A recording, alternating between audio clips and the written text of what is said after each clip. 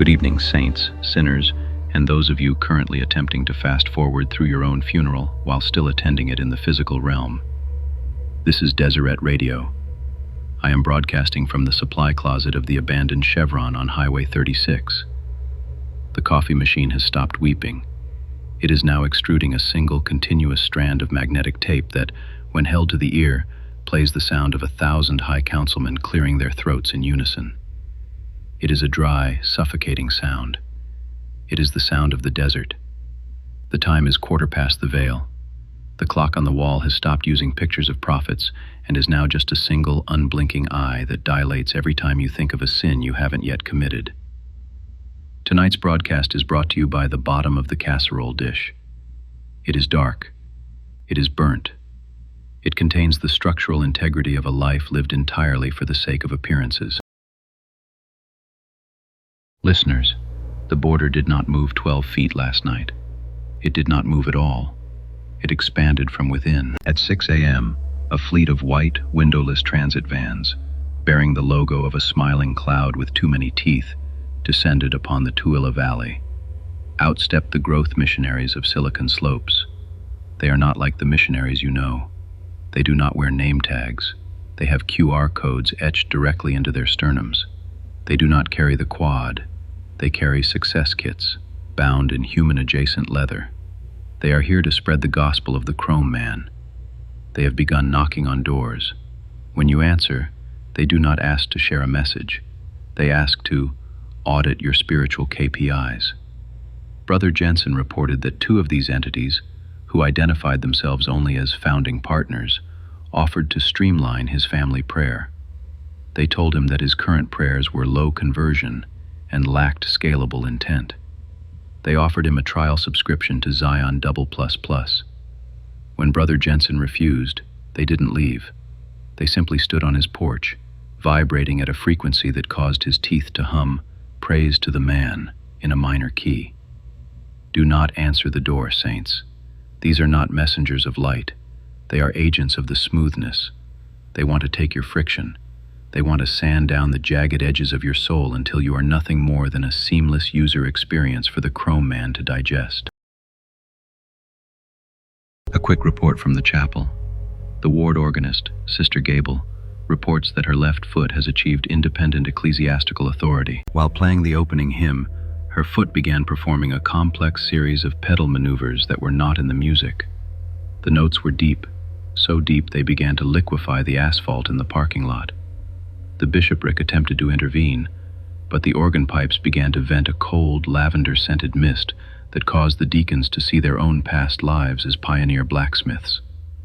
Sister Gable is fine, though she can no longer walk in a straight line. Her left foot only moves toward the nearest source of consecrated oil. A quick safety announcement. The water fountain in the nursery wing has been declared a non-Euclidean space. Nursery leader Sister Higgins reports that when a toddler attempted to get a drink this morning, the water didn't go down the drain. It went up. The water is currently hovering in the shape of a small liquid temple in the center of the room. It is cold. It is pure. And it is currently whispering the secret ingredients of everyone's family's secret funeral potato recipes. If you value your culinary reputation, do not approach the fountain. The water knows what you put in that cornflake topping, and it is not impressed. A message from the Deseret Intelligence Agency, DIA, regarding the militia. The bees of Deseret have been released from their subterranean hives beneath the beehive house. These are the stings of conscience. They are not looking for pollen. They are looking for ambition.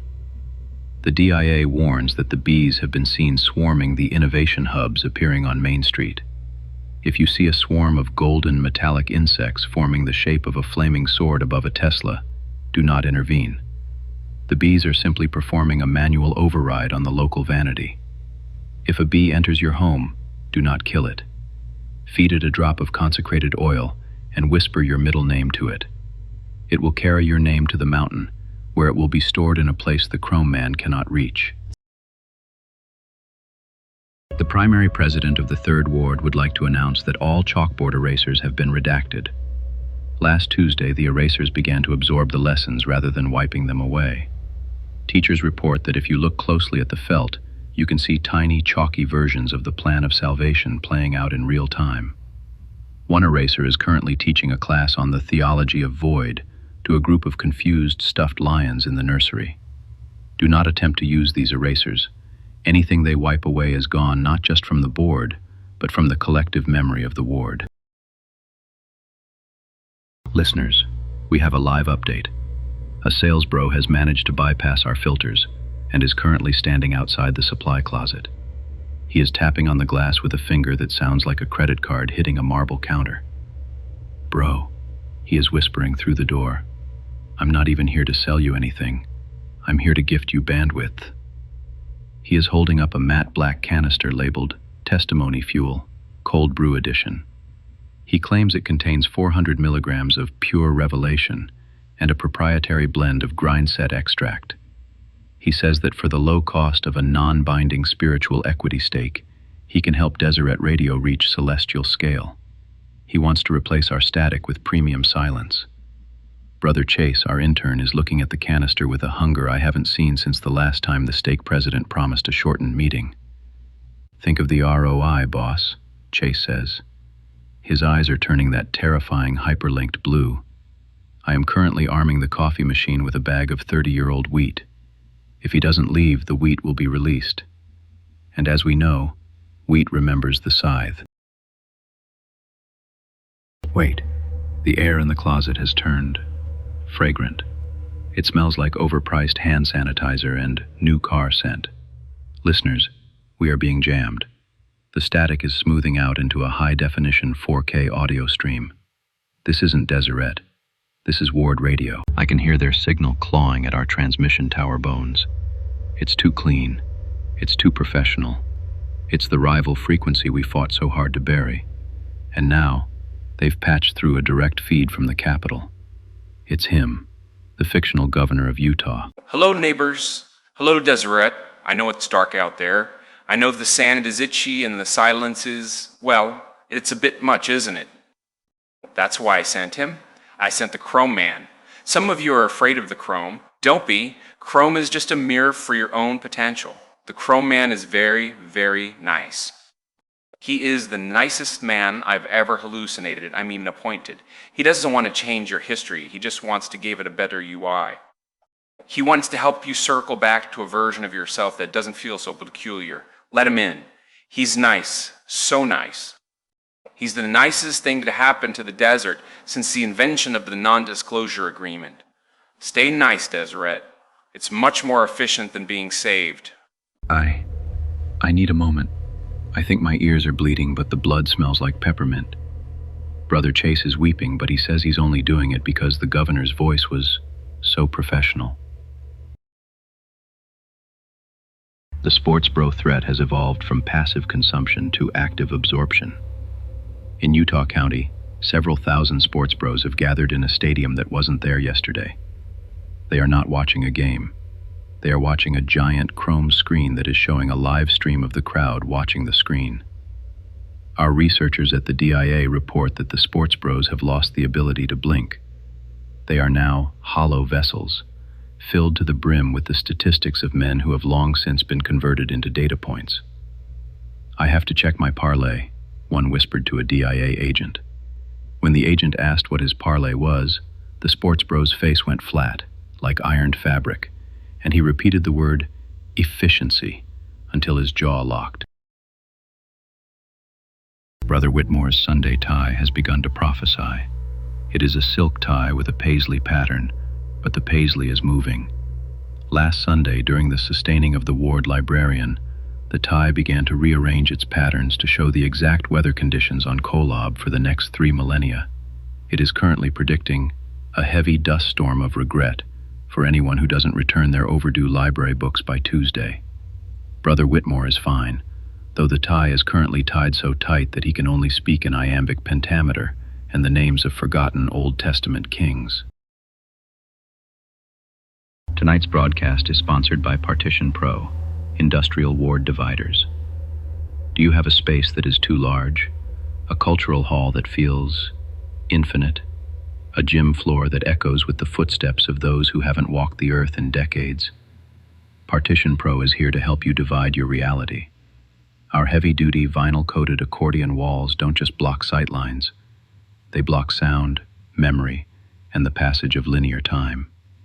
Is your Relief Society activity being interrupted by the sounds of a high-stakes basketball game? Simply pull the handle.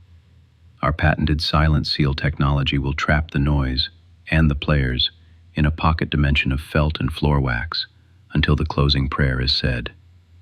Warning: do not stand in the threshold while the wall is closing. Warning: if you hear scratching from inside the folded vinyl, do not investigate. Warning: if the wall begins to bleed a thick gray substance that smells like gym socks and 1950s floor wax, please contact your local physical facilities representative. Do not touch the substance. It is highly concentrated apathy. Partition Pro, because some parts of your ward are better left separated. Tonight's folklore is a warning from the archives. The Lehigh Roller Mill. The red silos are not full of wheat. They are full of time. The legend says that the mill was built to grind the years of the pioneers into a fine white powder that could be used to sustain the saints during the Great Silence. This is why the flour is so white. It is bleached by the light of 1,000 Sabbath afternoons. But be warned, the mill has a memory. If you use the flour to bake bread without first saying a prayer for those who walk the wilderness, the bread will taste like dust and unfulfilled callings. The mill is currently grinding at double speed. The DIA suspects the Chrome Man is trying to optimize the flour by removing the grit. If the flour becomes too smooth, the bread will not nourish you.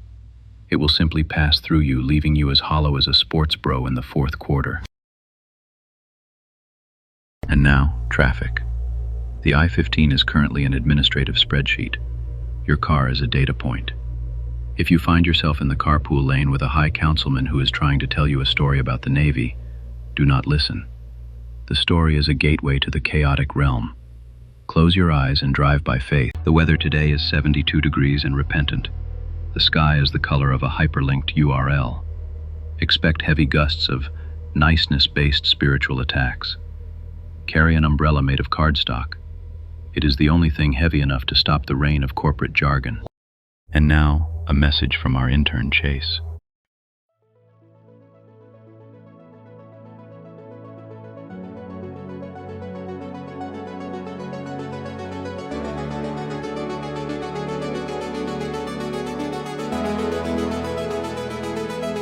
A flicker in the dark, a silent silver thread, words I knew before. The first hello was said. The mountains look like memories of a higher place. I'm tracing lines of starlight on the familiar face. It feels like hometown, a light I've always known. Beneath the rush of time, I'm finding my way home. Every heartbeat is a tether, every soul aflame.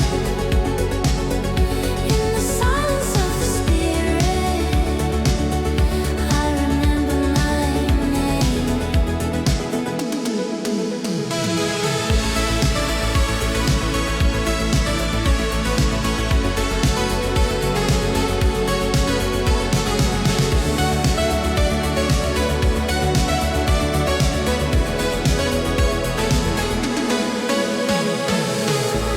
We're walking through the mist, but the path is made of gold. A promise that was whispered in the days of old. It's not a destination, it's a waking up. Drinking from the well, filling up the cup. Eternal.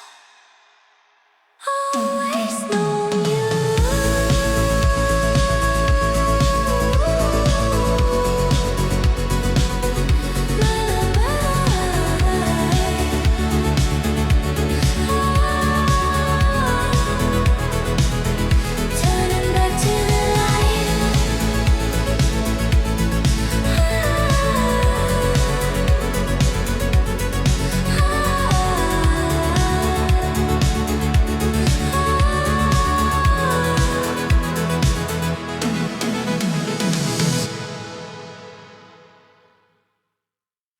I looked out the window of the Chevron just now. The Growth Missionaries have set up a kiosk near the Salt Flats. They are giving away free smart scriptures that automatically redact any verses that make you feel suboptimal or awkward. I saw Brother Chase, our intern, standing near the kiosk. He was holding one of their slates. His shadow was starting to look pixelated. "It's just so much more efficient, boss," he whispered. "I can scale my testimony by 400% if I just let them manage my spiritual workflow." I had to unplug his Zion++ app by smashing his phone with a consecrated hammer. He is currently humming the dial-up tone in the corner, but the friction is returning to his eyes. Stay peculiar, Deseret. Do not let them automate your ministering. Do not let them turn your Zion into an innovation hub. Keep your middle names close. Keep the dust in your shoes.